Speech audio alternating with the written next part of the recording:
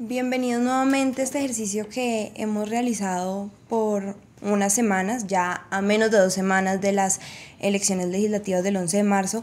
Tenemos a 2 invitadas que en este momento están legislando pues, en el Congreso, representantes a la Cámara, pero ahorita aspiran al Senado.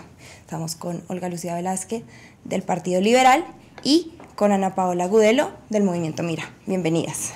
Muchísimas gracias. Bienvenidas a las dos. Buenos días. Como les digo, ellas son representantes a la Cámara en este momento, aspiran dar el salto al Senado, entonces por eso comienzo preguntándoles qué tienen para destacar en estos casi 4 años de legislatura, proyectos que hayan hecho, cosas destacadas, que digan que les sirve como bandera para darse a conocer y promocionarse para ir al Senado otros 4 años.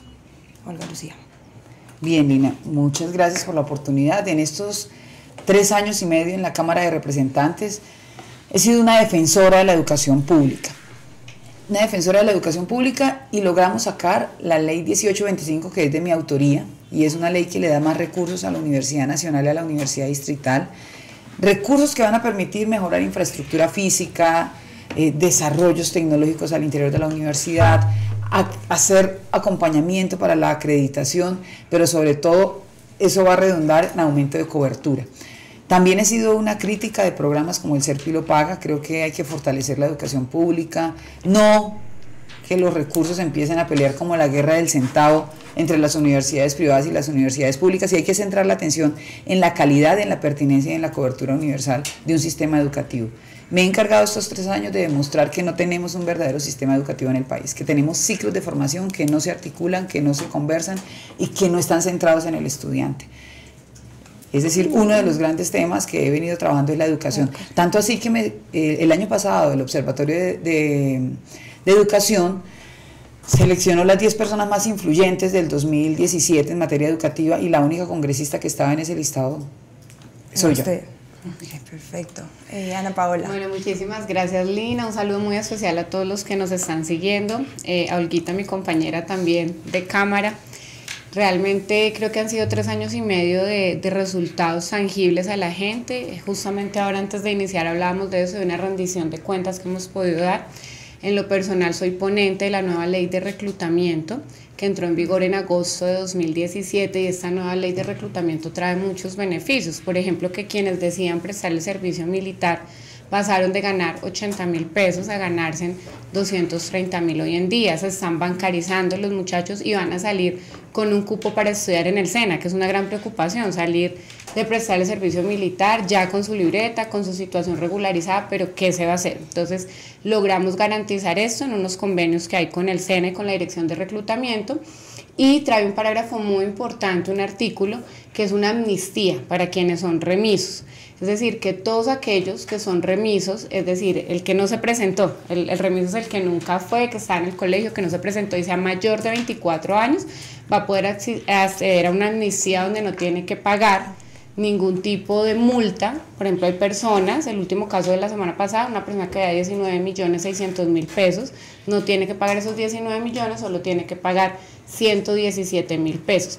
Entre otros proyectos, soy representante de colombianos en el exterior, autora de un proyecto de ley que está en curso, que es de política integral migratoria, por la misma coyuntura que hoy tiene el país, que finalmente pues hemos logrado llamar la atención del gobierno en materia migratoria, y por supuesto toda la defensa de las víctimas del conflicto armado que viven fuera del país. Perfecto. Bueno, ahorita para los 4 años, si llegan al Congreso otra vez como senadoras, ¿cuál va a ser su principal propuesta? Una de las propuestas. Bueno, primero quiero decirle a todas las personas que nos están siguiendo en este momento que con la voluntad de Dios y la ayuda de muchos colombianos y colombianas, estamos seguros que el 11 de marzo vamos a llegar al Senado de la República con el número 4 del Partido Liberal al Senado. Son varios temas, pero hay uno que ha sido un compromiso en todos los eventos en los que he estado, y además quiero ratificarlo aquí. Un compromiso con la reforma a la Ley 100. Nos está agobiando la salud. Un sistema de salud que no está pensado en las personas, un sistema de salud que cada vez donde usted acude tiene un médico distinto que lo atiende, que cada vez desconfía más del sistema. Por eso mi primer compromiso es darle trámite a un proyecto de ley que ya tenemos en confección, es decir, ya estamos en discusiones con diferentes agremiaciones del sector, porque es mi primer compromiso, darle trámite a ese proyecto de ley que reglamenta la ley estatutaria de salud, que recupera y cambia la lógica del sistema. Es que, Lina, hoy se paga por la enfermedad.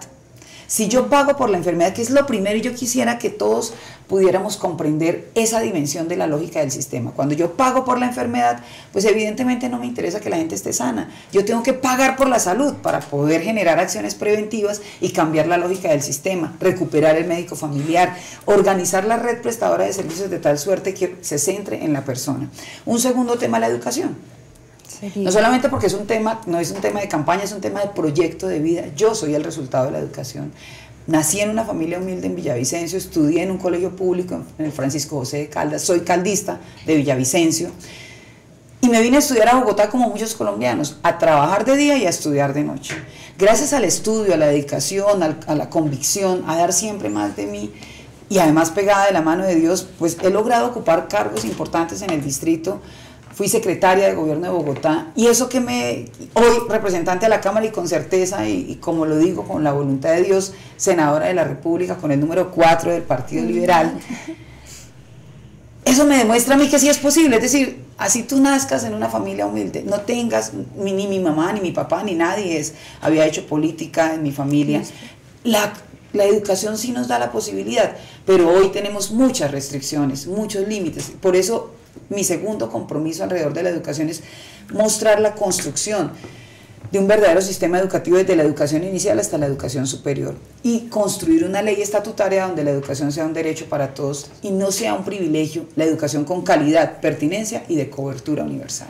Reformar sistema de salud y fortalecer educación. Y fortalecer educación. Y hay un tercer tema que es el emprendimiento y el empleo y el fomento a la economía solidaria. La economía solidaria que son los fondos de empleados, las cooperativas, las mutuales. Yo creo que es el tercer sector y creo también que es una alternativa al capitalismo y alrededor de esa alternativa tenemos que generar áreas de desarrollo económico alrededor de las cooperativas y generar emprendimiento. Mira, hay cosas tan ilógicas que a veces uno dice, pero ¿por qué sucede esto?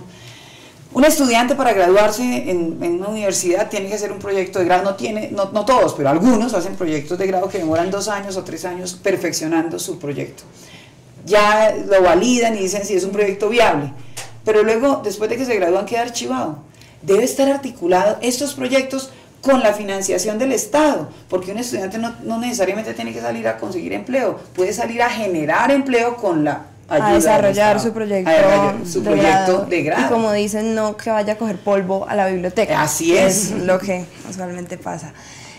Ana Paula, tus... Bueno, ahí para nosotros hay algo muy importante. Desde el Partido Mira hemos siempre defendido a la mujer a lo largo de estos 18 años ya de servicio a la gente. Vamos a cumplir 18 años, contarles que no somos movimiento, ahora somos ya partido. Hemos crecido en medio de este andar político y una de los temas va a ser seguir defendiendo a la mujer. Yo soy la única mujer cabeza de lista al Senado de un partido político y con eso le enviamos un mensaje al país diciéndole que vamos a defender a las mujeres, que esa va a seguir siendo nuestra línea, y ahí coincidimos con Olga en algo y es en materia de emprendimiento. Nosotros consideramos que esa tiene que ser la salida, no solo en los aspectos económicos, también es la salida para una mujer, porque una mujer hoy cuando es vulnerada muchas veces se queda viviendo la misma situación por falta de autonomía económica. Y en ese sentido vamos a radicar un proyecto de ley para que se garantice un porcentaje mínimo del Fondo de Emprender dirigido a proyectos que lideren mujeres. Pero no es lo único, por supuesto sobre la marcha tenemos que ir diseñando estrategias donde sí garanticemos y hagamos un acompañamiento en materia de emprendimiento. Y también, por supuesto, con la economía social. De hecho, yo tengo una maestría, estoy haciendo un doctorado en economía social y es muy interesante encontrar esos puntos donde decimos vamos a sacar esto adelante, porque Colombia en economía social está, digamos que tiene un concepto diferente.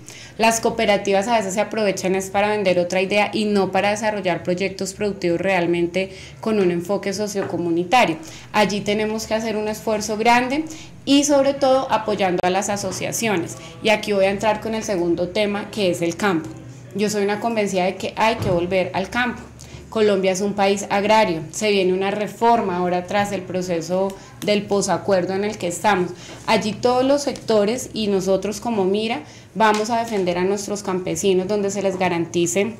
Ahora mismo están en desarrollo unos planes con enfoque de desarrollo territorial que a veces los mismos campesinos no conocen. Yo vengo de recorrer veredas, territorios, bueno, lo que estamos haciendo todos, ¿cierto? En todo momento, pero ahora en campaña se intensifican las visitas y muchas personas del campo me dicen, ¿y qué son los planes de desarrollo con enfoque territorial? Aquí no nos han hecho reuniones. Entonces es importante que quienes lleguemos al Congreso, que confiando en Dios vamos a seguir estando en el Congreso y en el Senado, vamos a defenderlos y vamos a garantizar que esos planes realmente lleven un enfoque territorial como su nombre lo indica. Necesitamos vías terciarias, necesitamos puentes, necesitamos garantizar servicios domiciliarios básicos a los campesinos. Sin eso no hay calidad de vida ni siquiera para quienes son la alacena de nuestras casas, de allá llega el alimento.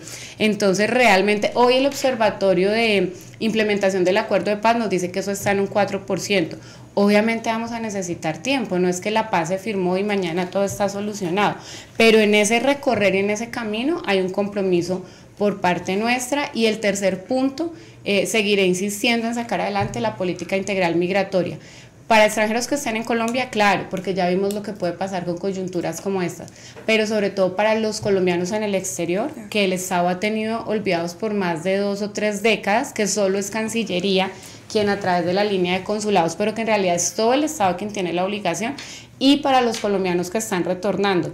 Hay colombianos, por ejemplo con el caso de Venezuela, que están retornando y no se les está atendiendo como un retornado, sino como, bueno, usted es colombiano, entonces entra al territorio que allá su familia lo espera. No, así no son las cosas, el Estado tiene una obligación. Hay un tema muy importante que no mencioné y efectivamente es el desarrollo del campo, que es otro de nuestros componentes para trabajar en el Senado de la República. Nosotros en algún momento creímos que Colombia era un país industrial. Yo soy ingeniera industrial y me lo creí completo de que ese era el desarrollo de nuestro país, pero cuando uno ve, se compara, mira las ventajas competitivas, pues evidentemente no somos un país industrial. Luego nos creímos que éramos un país petrolero, descubrimos unos pozos y con eso dijimos, no, ya somos un país petrolero. Pues no, tampoco somos un país petrolero, pero lo que sí somos y tenemos que recuperar es la identidad campesina, dignificar al campesino, la vida del campesino. Y en ese orden, pues el desarrollo del campo no solamente nos conviene a nosotros para garantizar la seguridad alimentaria de Colombia, sino que nosotros sí podemos, con nuestra riqueza natural, con la tierra, con toda la riqueza que tenemos en el campo, ser la gran despensa de alimentos para el mundo. Para el mundo. O sea, nosotros tenemos reservado un espacio tan importante que lo que nos hace falta es creérnoslo, recuperar nuestra identidad y no ir a buscar en otros lados qué somos. No somos campesinos, venimos de la tierra, sí. Razón por la cual la identidad nos va a generar mayor poder y ese poder es el desarrollo del campo. Perfecto. Olga Lucía, con tu bandera de la educación y como has sido reconocida con esto, muchos de los candidatos ahorita plantean reformas al ICETEX, porque dicen que pues es una entidad que si bien ayuda a muchas personas a estudiar con sus intereses y todo, es abusivo y ya después la gente sale a trabajar para pagar el ICETEX muchos años. ¿Qué reforma o usted lo dejaría así o qué plantea para que el ICETEX funcione de una mejor forma y de pronto sea más amigable con el bolsillo de los jóvenes? Bueno, yo he dicho en diferentes escenarios que el ICETEX se volvió la hipoteca de los estudiantes. Antes, cuando alguien se graduaba, lo primero que pensaba era comprar una casa y entonces buscaba hipotecarse 15 años para pagar su casa. Resulta que usted ahora ya sale hipotecado, su vida está hipotecada. Porque una persona que estudie fácilmente en una universidad privada termina con una deuda de cerca de 300 millones de pesos, más los intereses, fácilmente usted debe 400 millones de pesos cuando se gradúa. Es decir, su vida está hipotecada. Y cuando uno empieza a mirar cuánto tiempo en promedio de una universidad acreditada se demora en conseguir empleo un profesional, se encuentra en que entre 3 meses y 10 meses. Y el promedio es de salario es entre 1.800.000 y 2.500.000. Yéndole bien. Yéndole bien. Porque tiene que mostrar experiencia laboral, ¿no? Y la cuota del ICETEX le quedan 3.500.000. ¿Cómo vive? ¿Cómo vive? Es decir, la hipoteca hoy es de su vida misma y eso en realidad requiere no solamente un replanteamiento del ICETEX, yo creo que la entidad hay que reestructurarla, es decir, repensar el ICETEX, pero además repensar el ICETEX centrado en el estudiante. Hoy el ICETEX está centrado en cómo fondeo y cómo le garantizo el giro cada semestre a las universidades privadas. Es decir, aquí no está pensado en, oiga, usted se graduó, ¿cuánto se demora en conseguir empleo? ¿Cómo le quedó su cuota? No, simplemente le pago a la universidad, y a la universidad, aquel estudiante que estudia con crédito del ICETEX tampoco, simplemente me llegó después de que se graduó, ya no es mi responsabilidad. El día que entendamos que la responsabilidad del estudiante en un sistema educativo de país es desde la educación inicial hasta que se gradúa, y luego el aporte que le genera a la sociedad, ese día vamos a cambiar en el sistema educativo. Por eso el ICETEX hay que reformarlo. Y no se pueden cobrar intereses. A mí me dicen, no, eso no es posible. Los intereses no se pueden cobrar, porque lo que necesitamos es construir un fondo de solidaridad para la educación. Además, entendiendo que debe haber una corresponsabilidad también en el post, es decir, en conseguir empleo o generar emprendimientos. Sí, yo creo, perdón, para de pronto sumarme ahí, es que tiene que haber un programa y una política integral. Lo que dice Olga, entonces mi función es pagarle a la universidad, no. Tengo que pensar es en la persona, además que mientras nosotros tengamos profesionales capacitados, pues también eso genera un desarrollo para el país. Claro. Pero en Colombia desafortunadamente somos tan cortos de visión que solo pensamos en el ya, en el ahora, en cuánto le voy a cobrar, cuánto me voy a ganar. No pensamos en el desarrollo que esos profesionales van a generar en el país. Entonces, además yo quería agregar algo, mira que por ejemplo el ICETEX, además de todos los préstamos, cuando tiene algún programa de becas, no son muy amplia la información, los colombianos no pueden acceder. Yo estuve ahora en México y sabemos que hay unas becas para unas maestrías y doctorados muy específicas en un tema de salud, de medicina, es algo específico que solo hay contados los profesionales que están en eso. Pero te enteraste en México. Y me enteré en México, pero mira cómo me enteré, porque alguien vino a decirme cómo accedo, y yo le dije, bueno, vamos a averiguar cómo accede. Entonces nos fuimos allá al organismo en México, y México le dice, no, es que eso es con Colombia, con el ICETEX. Nos vamos al ICETEX y ellos dicen, no, es que eso le corresponde a México porque es que eso el país se lo transfiere. Total, que él no se ha podido beneficiar. Entonces es solo para poner un ejemplo de por qué sí hay que reestructurar como tal la entidad. Y centrarlo en el estudiante. En el estudiante, efectivamente. Perfecto.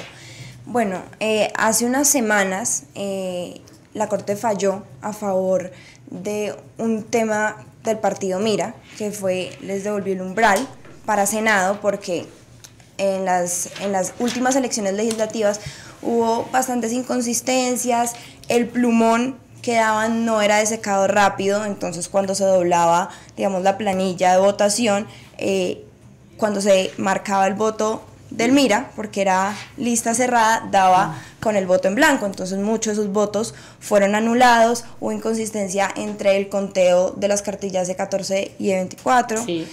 Bueno, hubo muchas cosas, ellos hicieron tutela, todo, al fin es que les tocó armar un grupo de 300 personas, me corriges, por un mes, así pues recolectando todas las pruebas, llegaron en 3 camiones a la Corte, las dieron y hasta principios de febrero los dieron el fallo y efectivamente van a entrar 3 senadores ahorita, bueno, por un corto tiempo, un mes y medio lo que queda de legislatura, al Mira. Esto pues deja mucho que decir de digamos, los códigos electorales, de todo este proceso que pues se demoraron primero mucho en fallar, que no deberían haber estas inconsistencias. ¿Qué pensar en una reforma electoral a ustedes?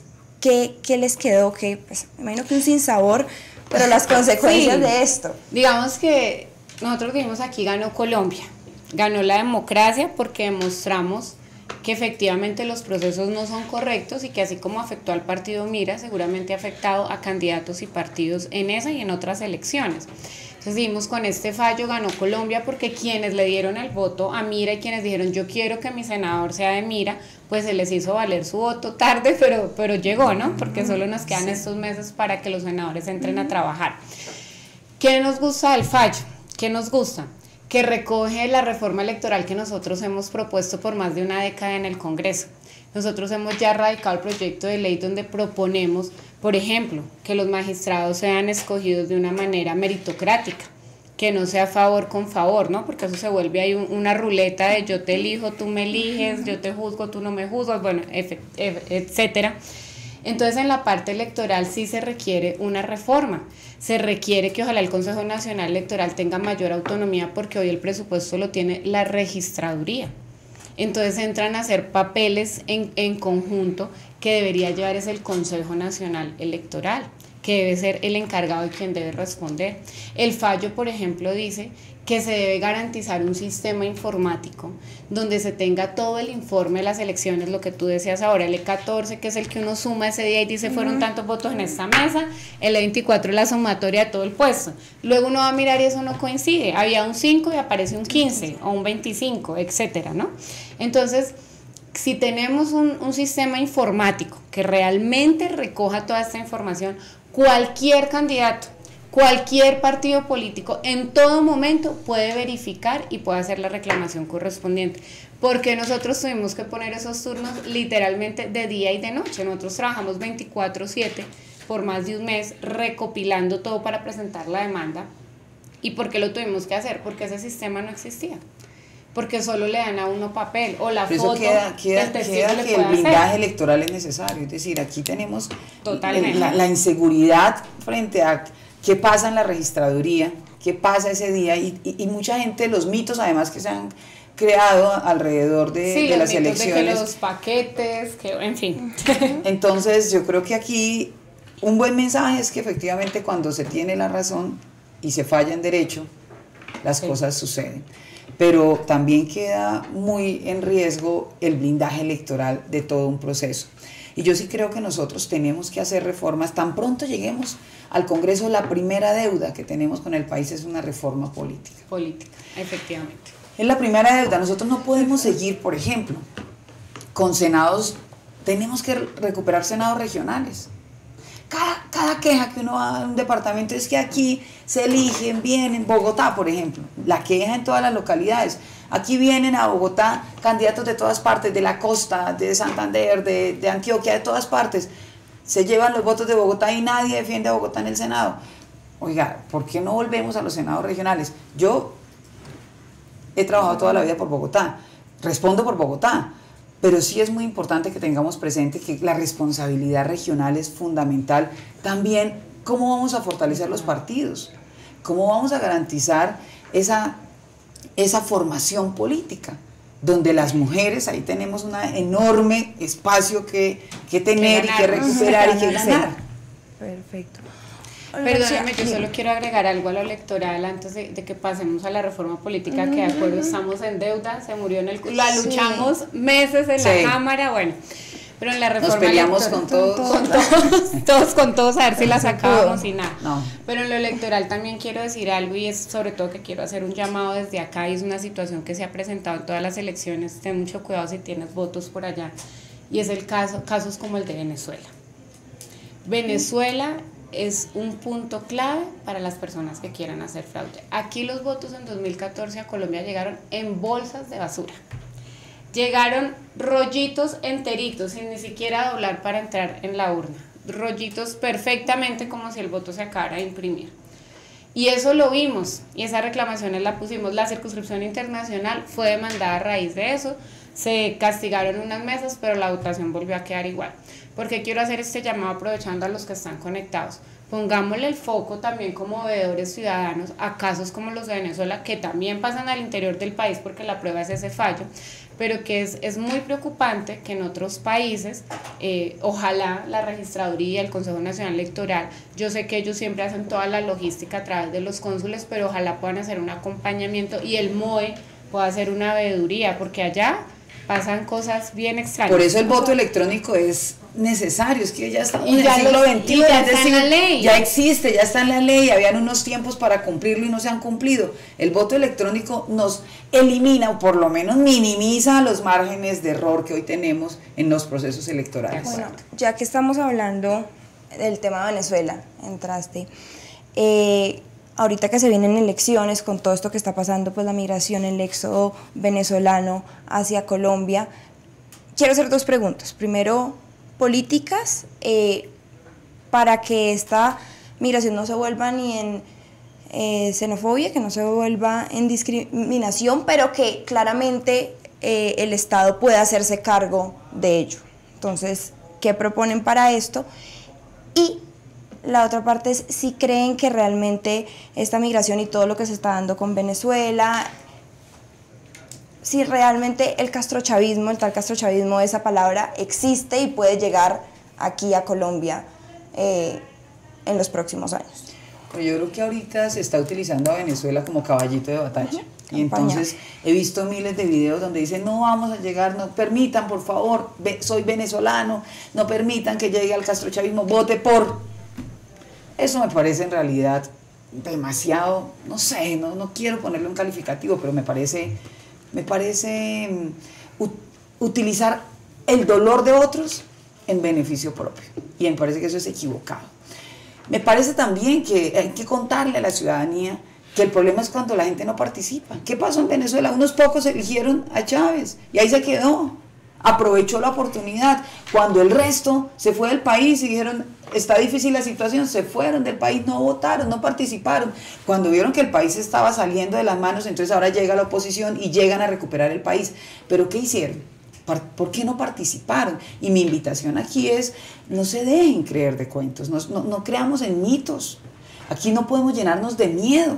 Aquí lo que tenemos es que participar. El 60% del censo electoral no participa en las elecciones. ¿Dónde está ese 60%? Por favor, participemos, votemos. Si hay por quién votar, si tenemos posibilidades de elegir un Congreso. Nosotros somos una democracia y la democracia le da el poder al pueblo. Nosotros en nuestras manos tenemos el poder de elegir y de cambiar el rumbo del país. Es decir, no es la responsabilidad de otros, es nuestra responsabilidad y eso es lo que tenemos todos que entender. Segundo, yo sí creo que debe haber un control migratorio. Lo he dicho y lo sostengo, debe haber un control migratorio porque nosotros tenemos que saber, eso es como cuando llega una persona a visitarlo a uno a la casa. Te tocan la puerta y tú preguntas quién es, ¿cierto? O de parte de quién. Y luego sí abro, lo mismo, hay un control migratorio para saber quiénes están llegando, no solamente para saber dónde se van a ubicar, cuál es la forma de integrarlos. Y tercero, también debe haber una protección al colombiano. Porque es que se está generando una esclavitud alrededor de los migrantes, porque como mucha gente no les está pagando seguridad social, pues entonces prefieren sacar al colombiano, contratar al venezolano, y ¿dónde vamos a quedar entonces los colombianos? Y no es esto un odio hacia los venezolanos, no. Lo que pasa es que aquí tenemos que tener claridad frente a los derechos que cada uno tiene. Y cuarto elemento, nosotros sí tenemos que empezar a generar solidaridad también internacional. Colombia no tiene las finanzas suficientes para garantizar el sistema de salud y educación para nosotros mismos, no lo garantizamos, pues la solidaridad, todos los países dicen Colombia, sea solidario, bueno, pero venga, ustedes también sean solidarios, ayúdenos a ser más solidarios con los venezolanos. Paula. Bueno, ahí yo quiero decir algo. A nosotros no se nos puede olvidar que Colombia ha sido un país emisor de migrantes, no receptor. Apenas ahora lo empezamos a vivir. Pero es que este llamado nosotros venimos haciéndolo muchos años atrás. Yo en cuanto me posesioné al Congreso le dije al gobierno, hay que garantizar una política migratoria. Colombia no tiene una política migratoria. Colombia tiene unos decretos en materia de extranjería para documentación, que eso está muy bien, y ahí yo digo que sí hay un control migratorio. Lo que pasa es que las fronteras son tan extensas, las partes de Venezuela y Colombia, que mucha gente se pasa por la trocha. Esa es la realidad. Que se han aumentado los puestos de migración, que se ha incentivado. ¿Por qué decirle al extranjero que es mejor que pase por un puesto de control? Porque aquí a mañana puede regularizar su situación migratoria. Pero es que esto que están viviendo los venezolanos hoy acá, lo hemos vivido 5 millones de colombianos por más de 2 décadas. Yo sé lo que es uno llegar a otro país, porque yo soy migrante, y tener que cobrar menos por la hora de trabajo, porque en su país uno dejó a su familia con necesidades, porque en su país, como es Colombia, vive de las remesas. Colombia vive de las remesas de los colombianos en el exterior. Es el primer ingreso en Colombia, las remesas, gracias a que a esos 5 millones de colombianos que están trabajando fuera, que han tenido que ser acogidos por los países de residencia, no por el país de nacimiento que es Colombia. Ahora, eso no significa, y estoy de acuerdo en que no haya que proteger al colombiano en su territorio. Pues claro, hay que protegerlo, pero por eso se requiere una reforma, o una reforma no, se requiere crear, que es el proyecto de ley que yo erradiqué el año pasado, una política integral migratoria. Hay que educar al extranjero, hay que enseñarle que a donde fueres, hacer lo que vieres. Los colombianos allá nos hemos adaptado a la cultura.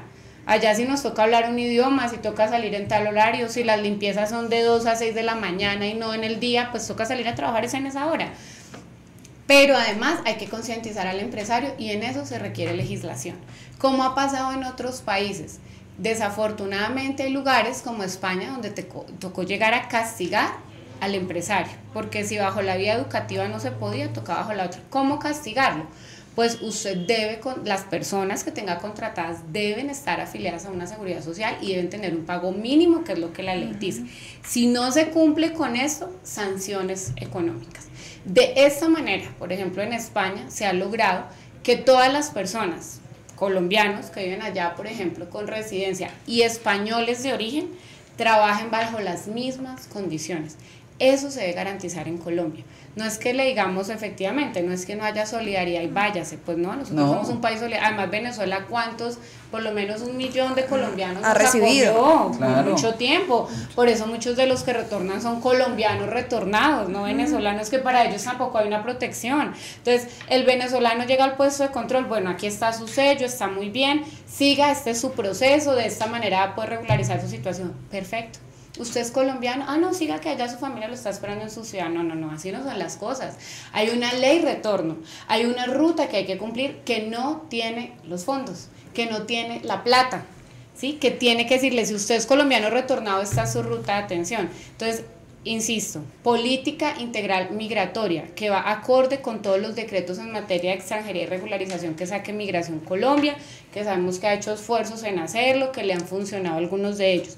Pero esa política integral migratoria que garantice derechos a extranjeros en Colombia, también se tiene que garantizar a colombianos en el exterior y dejar que todos juguemos bajo las mismas reglas en un territorio.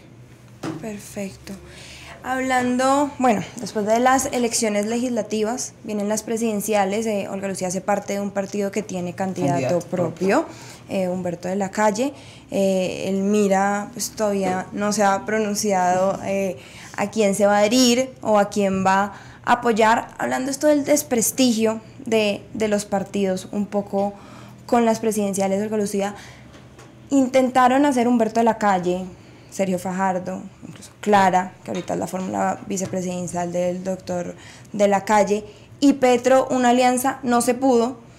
Una de las cosas que decían era la coalición Colombia, Sergio, Fajardo, Jorge Enrique Robledo y Claudia López, era que Humberto de la Calle sí, muy decente, lo admiraban, pero no querían tratar con el Partido Liberal por este tema del desprestigio político, por la corrupción, porque un partido tradicionalista, bueno, todos los argumentos que dieron. ¿Qué responder a eso y cómo mostrar un candidato que sí, no tiene tachas ni de corrupción, una persona decente, pero que de pronto tiene un partido que tiene ese INRI encima? Bueno, yo creo que todos los partidos hoy en Colombia tienen algún tipo de desprestigio y es, o sea, no podemos tapar el cielo, el sol con las manos. Necesitamos fortalecer los partidos y yo sí creo que hay que fortalecer los partidos. No podemos permitir que se debiliten los partidos porque entonces vienen sencillamente los redentores que aparecen, caudillos, y la gente alrededor de un caudillo no sabe en qué va a parar. Y ese es el tema de Venezuela. Un caudillo siendo salvador, y esa fue la idea que vendió y el canto de sirena que encantó a los oídos. Entonces nosotros sí tenemos una gran responsabilidad y cada partido tiene una gran responsabilidad. 1, con la formación política. 2, con recuperar la filosofía política que hay detrás de los partidos. Es que cuando la gente no entiende cuál es la diferencia entre conservador, liberal, el MIRA, el Centro Democrático, el Cambio Radical. Pero perdóname, yo interrumpo. El MIRA yo creo que nosotros sí lo tenemos claro. Si hay un partido que es organizado en su ideología y en su filosofía, es MIRA. Yo entiendo que de pronto con el pasar de los años los partidos de alguna manera puedan como perder ese norte, o la gente a veces se afilie sin tenerlo muy claro. Pero nosotros en MIRA somos un partido muy organizado, tenemos una formación, tenemos algo que se llama escuela de gobierno. De hecho, en esa escuela de gobierno el 60% que se capacitan son mujeres, 58 algo. Y yo creo que en eso sí hemos sido ejemplo. Lo que pasa es que desafortunadamente la política se ha desvirtuado. Pero hoy los partidos, Cambio Radical, Centro Democrático, ahí les podemos dar ejemplo de contarles lo que nos ha funcionado. Claro, pero lo que yo me refiero es a que necesitamos fortalecer la filosofía política que hay detrás de cada partido. Nosotros, por ejemplo, el Partido Liberal, su filosofía política está centrada en la justicia social, en la equidad. en el apoyo a la mujer, en construir en medio de las diferencias. Eso tenemos que fortalecerlo, y cada partido se tiene que diferenciar. Que el ciudadano identifique, que el ciudadano identifique las que yo estoy aquí con este partido. Diferencias. Claro, y también tenemos que reconocer que no podemos seguir estigmatizando a la gente, es decir, no, eso es como cuando a mí me dicen, no, pero es que el Congreso está desprestigiado, perdóneme, pero es que el Congreso lo conformamos congresistas, y no todos los congresistas somos iguales, no todos, así como los dedos de la mano no son iguales. Entonces también hay que empezar a generar una diferencia alrededor de qué es un caudillo, qué es un partido político y qué le conviene a una democracia. Y a una democracia le conviene fortalecer los partidos, generar formación política en sus asociados, en sus afiliados, en sus seguidores, y darle oportunidad a que todos, no un grupo de élite, a que todos podamos participar en ejercicios de poder. Efectivamente, yo creo que eso lo hemos demostrado en Mira, ¿no? Por ejemplo, nuestros candidatos, la gran mayoría son líderes de base. Yo vengo igual de una familia muy humilde, que un día conocí a Mira, me identifiqué con su filosofía, me he formado a través de la Escuela de Gobierno y me han dado todo el acompañamiento para participar en política. Entonces, pues solo quería hacer esa apreciación, porque sí hemos sido un partido que le ha demostrado a Colombia la transparencia, que le ha demostrado que se puede gobernar con transparencia, que se puede legislar, que hemos sacado leyes. Lo que pasa es que se ha desvirtuado. Entonces, desafortunadamente han habido personas en estos cargos de diferentes sectores que le han vendido es otra cosa al ciudadano. Y que hoy el ciudadano, bueno, yo voto y ¿qué me dan? ¿Y cuál es el puesto? ¿Y dónde está la teja? ¿Y dónde está la comida? No, nosotros como Mira les hemos demostrado que es con ideas que se traducen en leyes, y leyes que son de beneficio para la gente, leyes que realmente son tangibles. Que es un poco, Ana Paola y Lina, lo que tenemos que seguir fortaleciendo, y es que la ciudadanía comprenda que el poder está en ellos, en sus manos. Es decir, la democracia le da el poder al ciudadano, y que nosotros dentro de los partidos tenemos que fortalecer esa capacidad crítica del ciudadano de elegir. Nosotros tenemos candidato propio, Humberto de la Calle, y Humberto de la Calle es una persona que quiere trabajar por el país, que es un hombre serio, que es un hombre además que se toma en serio cada uno de los temas que además el país necesita. La reforma a la salud, la reforma a la educación, la reforma a la justicia. Es que vienen reformas estructurales que se necesita una persona coherente, seria, capaz, y que quiera de verdad hacer las transformaciones que necesita el país. Perfecto. Siguiendo en esta línea de las elecciones presidenciales, bueno, cabe aclarar que el partido Mira tiene una base cristiana, si no ahorita me corriges, pero sí, es una base cristiana, y se sabe que en el plebiscito la mayoría de los cristianos votaron por el no, se unieron pues para la campaña del no, pero el Mira se diferenció en esto y ellos fueron los únicos que votaron sí en el plebiscito. Con esto habría una alianza con el sector que de pronto presidencial, Humberto de la Calle, Sergio Fajardo, Petro, que tiene esa bandera de seguir con el proceso de paz y que apoyó el sí en el plebiscito, o tienen alguna otra característica que buscan en ese candidato a presidente que quieran apoyar. Sí, yo creo que lo primero que hay que decir es que la paz no la podemos polarizar. O sea, la paz no es de unos partidos políticos sí y de otros partidos no. La paz es de los colombianos. Que unos sectores dijimos nos vamos a acompañar la paz y un sector dijo que no. Pero bueno, eso es decisión bajo la ideología de cada uno, esa es la democracia. Pero no podemos polarizar la paz, porque la paz hay que construirla. ¿Firmamos un acuerdo? Sí. ¿En qué proceso estamos? En posacuerdo. No estamos en posconflicto, no le vamos a mentir tampoco a la gente, aquí todo está en paz. No, estamos en un posacuerdo, que es una gran oportunidad para hacer la reforma política, para garantizar las curules de las víctimas, para hacer la reforma electoral, la reforma a la justicia. O sea, es un momento y una oportunidad histórica que el país y el Congreso tiene, que no podemos dejar pasar. Entonces, primero, dejar eso en claro. ¿Frente a qué candidato vamos a acompañar en la presidencia?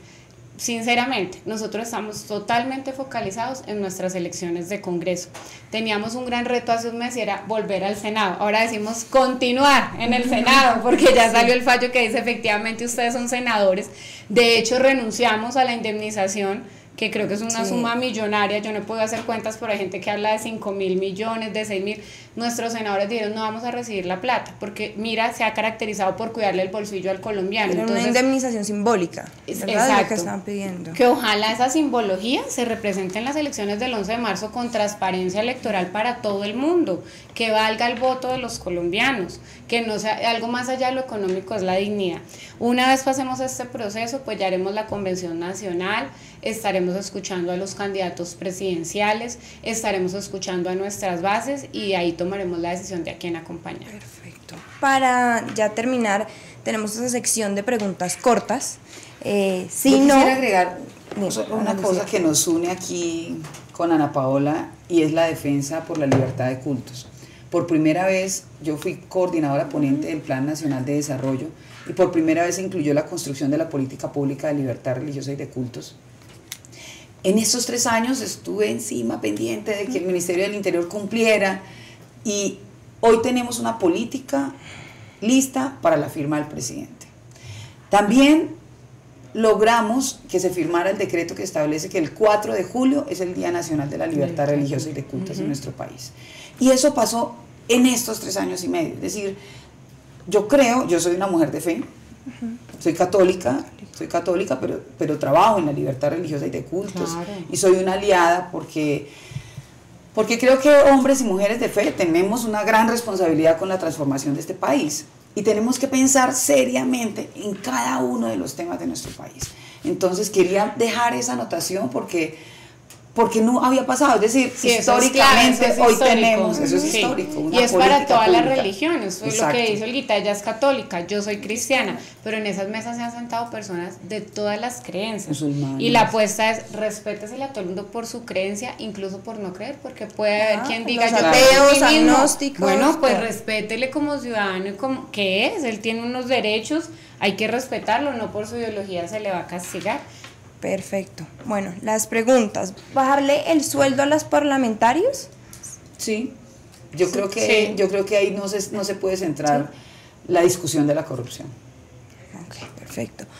¿Técnicos o políticos en los gabinetes ministeriales? Técnicos. Pues tienen que ser técnicos que entiendan la dinámica política también del país en su momento, ¿no? Hay decisiones que son muy políticas, pero desde luego se necesita todo el conocimiento. Pero yo sí creo que es necesario que haya una capacidad técnica. Yo duré 15 años en el distrito en cargos directivos técnicos, claro, comprendiendo la dimensión política. Exacto, tú tienes una visión política, no puede ser solo una persona que tenga el solo técnico, claro, no, claro, un técnico y que tenga la capacidad de tomar decisiones, de hacer proyectos, de interactuar y de construir conjuntamente, que tenga la visión de la dinámica política, pero que en su esencia sea técnico. Perfecto. ¿Derecha, centro o izquierda? Centro. Centro. Somos independientes. Describo el Congreso en una frase. El Congreso pasado. El Congreso, yo creo que el Congreso es un escenario donde se vive la realidad del país, donde se denotan las diferencias, donde se denotan las necesidades. Es decir, el Congreso en realidad muestra cómo debemos llegar a diferentes regiones a mostrar que el Congreso define su futuro, que con un artículo uno puede acabar con un gremio, acabar con un sector, acabar con un municipio. Es decir, yo creo que el Congreso tiene una enorme responsabilidad como Congreso, es decir, el Congreso tiene una enorme responsabilidad de mostrarle al pueblo lo que hace, una enorme responsabilidad de decirle, mire, es que el Congreso es el que toma la decisión de si su hijo va a continuar gratuitamente en la educación o no. Es decir, el Congreso también tiene una enorme responsabilidad con la ciudadanía y en eso hay que trabajar. Ana Paula. Yo creo que este Congreso pasado vivió literalmente lo que es la democracia. Muchos sectores, en muchos puntos de encuentro, muchos puntos de distancia también según la posición, la ideología, la filosofía de cada partido, de cada congresista, que también es verdad que uno ve congresistas adentro que no se identifican con su partido, uno no sabe por qué están en ese partido, seguro les dieron ahí el aval. Pero ahí sí se vivió literalmente lo que fue la democracia, o sea, poder entrar cada uno con su propuesta, cada uno con su distancia, tal vez con su diferencia, pero también lograr resultados. Sin embargo, creo que le faltó autonomía. Hay cosas que uno ve en el Congreso, por ejemplo, la votación del IVA, ¿sí? Entonces muchos decían, no, eso no es la solución, pero también hay quienes decían, sí, a mí sí me parece que es, pero muchos de los que dijeron esa no es la solución, ese día votaron que sí, ¿sí? Al aumento del IVA, yo por ejemplo voté que no. Entonces, ahí hay que generar mayor independencia y como lo dijimos ahora, es una oportunidad histórica para el Congreso que viene. Por eso, mira uno al Senado y que nos den oportunidades a las mujeres, hay que elegir mujeres. Nosotras ahora hablamos que somos capaces, les hemos demostrado que podemos. Las mujeres somos el 52% del censo electoral. Necesitamos creer en nosotras mismas, en nuestras capacidades y que nos den la oportunidad a las mujeres que hemos demostrado la capacidad, la tenacidad, la disciplina. Partido Liberal número 4 al Senado de la República. Les doy que las mujeres el espacio para mujeres también, que no nos dé temor. Es que a veces hay mujeres que dicen, ay, pero otra sí será capaz, de pronto por lo que hay. No, claro que podemos. Aquí estamos las dos mujeres congresistas hoy dándoles una rendición de cuentas y diciéndoles, si ven que sí fuimos capaces, seamos más mujeres, aumentemos el porcentaje de mujeres en representación política. Por último, ¿quién es su mentor, consejero de cabecera, ese político que admiran o al cual siguen en tu trayectoria política, que ha sido corta, 3 años y medio, pero en quién te has basado? Bueno, yo estoy haciendo política, en realidad nunca pensé hacer política, tengo que confesarlo. Yo siento que Dios me puso a mí una misión en la vida y es recuperar la confianza y credibilidad en la política, entendiendo la política como el arte de servir. Admiro mucho a Obama, creo que Obama es un hombre que ha logrado desde un municipio, es decir, ¿no? Desde su condición, ser presidente de Estados Unidos, lograr escalar espacios que nadie lo pensó, pero sobre todo ser cercano a la gente. Y yo creo que ser cercano a la gente, poderle transmitir a la gente la confianza, la certeza y esa seguridad de que estamos presentes, de que estamos juntos, a mí me genera mucha emoción, lo sigo, lo leo y creo que es una de las figuras que para mí es bastante importante porque genera cercanía. Ana Paula. Para mí, desde luego, en materia política, mi mentor y a quien quiero seguir y es un ejemplo en mi vida es el doctor Carlos Alberto Baena, el presidente de mi partido, quien ha sido concejal y senador, un hombre maravilloso, lleno de virtudes, un hombre dadivoso que siempre ha pensado en los demás y que nos ha enseñado, como lo dice nuestro lema, pero también con el ejemplo, que la política es para servir y no para servirse de ella. Realmente es una gran oportunidad y una gran bendición tenerlo cerca, poder consultarle, poder también escuchar su opinión frente a diferentes temas. Así que pues él es un gran líder que yo sé que más de una persona que está dentro de Mira también le sigue. Estar en el Congreso, por ejemplo, en este tiempo que él no estaba, uno muchas veces allá en el Senado hablando con senadores, con gente del área administrativa, lo echaban de menos. Y los mismos congresistas, personas que pues uno también con sus diferencias políticas allá adentro trabaja de la mano. Olguita y yo, por ejemplo, hemos trabajado de la mano en muchos temas, y encontrar a muchos senadores que decían que falta nos hace Baena, hizo falta en este Senado en un momento tan crucial para el país. Entonces, desde luego, mi mentor y a quien espero seguir siempre es al doctor Carlos Alberto Baena López. Perfecto. En 30 segundos, decir por qué votar por ustedes el 11 de marzo, y ahí ya sí pueden decir el número del tarjetón, todo. Bueno, yo invito a todas las personas que nos están escuchando, que nos están viendo, que nos están siguiendo, que han seguido también nuestra trayectoria, que nos conocen, que me den la oportunidad de llegar al Senado de la República. Estoy completamente convencida y segura que con la voluntad de Dios y la ayuda de todos los resultados que he mostrado, vamos a llegar al Senado de la República con el número 4 del Partido Liberal. Porque la salud es un derecho y vamos a tramitar ahora en el 2018 esa reforma que requiere la Ley 100. Porque la educación es un derecho y no puede seguir siendo la educación superior un privilegio para unos pocos, sino un derecho para todos.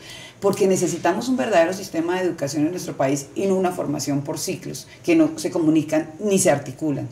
Porque el emprendimiento es una de las salidas al desarrollo no solamente de las personas, sino también para el país.